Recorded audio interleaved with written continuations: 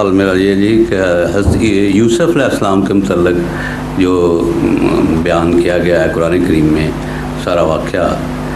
اس میں کچھ ایسا ہے کہ سمجھ نہیں آتی کہ ایک طرف تو حضرت یوسف علیہ السلام خواب دیکھتے ہیں اور وہ خواب حضرت یعقوب علیہ السلام کی خدمت میں پیش کرتے ہیں، بیان کرتے ہیں، فرماتے ہیں۔ اور پھر یہ ہے کہ دوسری طرف وہ ان کے بھائی جو لے جاتے ہیں اور وہ پھر ان کو ڈول میں ڈال دیتے ہیں،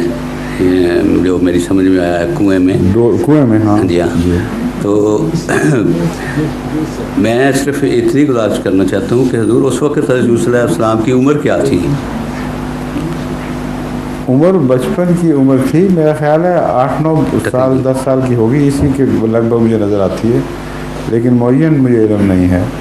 نہ ذکر ہے قرآن کریم میں۔ یہ ہے کہ لڑکا اس عمر کا تھا کہ کھیلتا ہوا شکار کے لیے بھائیوں کے ساتھ جا سکتا ہے، ورنہ حضرت یعقوب یہ اعتراض کرتے کہ اس کی تو عمر ہی نہیں ہے اتنی کہ تم لوگوں کے ساتھ جنگل میں شکار پہ جا سکے۔ تو عام طور پر 8-9-10 سال کا لڑکا